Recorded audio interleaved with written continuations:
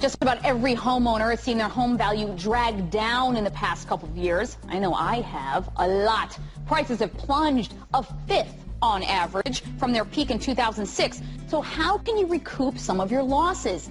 By fighting your property taxes so you can save big money. If there's one silver lining to the dark cloud of plunging property prices, it's this. If your house drops in value, your property taxes might go down as well. When properties were going up, everybody was getting their taxes raised, and when properties are going down, they should get them reduced. He should know Joel Greenberg is not just an appraiser, he's also a special magistrate who presides over his county's property tax appeals. And lots of people do appeal. Property values are estimated by a computer, which means that your assessed value could be wrong and you could be entitled to a lower bill. So how do you go about it? You start with the annual estimate of your assessed value. This is what the powers that be think your property is currently worth. So first, check for mistakes. Is your lot size correct? How about your square footage? Don't just assume the county is right. Then see if the value makes sense. Get comparables by searching your neighborhood for homes that are similar to yours in age, size, and condition.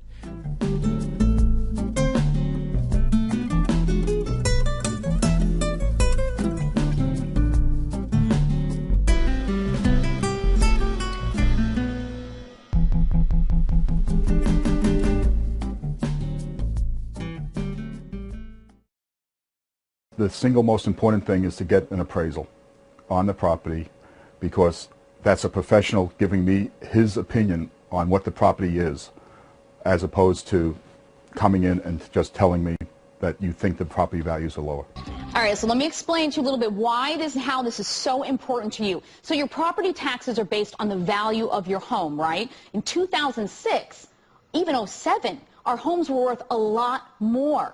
So ask yourself, are you paying property taxes based on the value of your home 2 years ago, or even 5 years ago, or 1 year ago? Tracy Conan is with us on the money line right now. Tracy, here's the question for a lot of us. We've seen a lot of our home values go down. Can we challenge our current assessment, the value that basically the municipality puts on our home, even if it was made 2 years ago at the height of the housing market?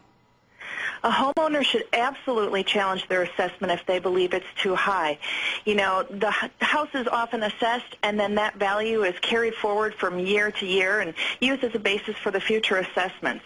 And so obviously, as you pointed out, if we start out with an assessment that's too high, it can affect the taxpayer for years to come. So challenge early and challenge often. As soon as you know that you've got an issue, challenge that assessment and see what you can do to get it down to something that's more reasonable. Why should you pay taxes on a price that maybe, let's say, was $500,000 2 years ago, and now you're worth $350,000? So, Tracy, what is the first step that you can take if you need to challenge an older assessment? Well, what you're going to do is you are actually going to challenge this year's assessment, which may have been based on something done a couple of years ago. And that saved you quite a bit of money every year. Well, for me, it saved me only about $250 a year, but I got to tell you, $250 pays a bill, and since it's something that is recurring every year, it was important for me to get that assessment knocked down right away, so I wasn't paying for it for the next 10 years to come. Yeah, and that was based on an assessment of your home that went down basically around $11,000. So just imagine there are a lot of people out there whose homes have gone down $100,000 in value in 1 year. So that can be translated into really big savings. So Tracy, talk to us about, there is some paperwork here. So you got to present proof of the position that you're standing on. Right. You can't just tell the assessor that you think your taxes are too high and expect them to agree. You really need to prove that the value of your home is lower than what they've assessed it at. Yeah, and you can use the web for that, too. You can find a lot of records of sales in your area like Zillow or Trulia.com. Now, Tracy, you did this on your own, but sometimes, when do you need to bring in help? When would you need to bring in a professional? Really, I think the average consumer can often do it alone as long as they're willing to do that research on the property values. Like you mentioned, there are websites now available to help with that. A lot of assessor information is available online, so that's how I got information on properties in my area, just from my local assessor's website. And so if you're willing to do that research, you can do it on your own. The more money that's at stake, however, the more I recommend that you start looking towards a professional. Thank you so much, Tracy, for your help on this one. It's a biggie. For more on how to fight property taxes and save big time, check out onthemoney.cnbc.com.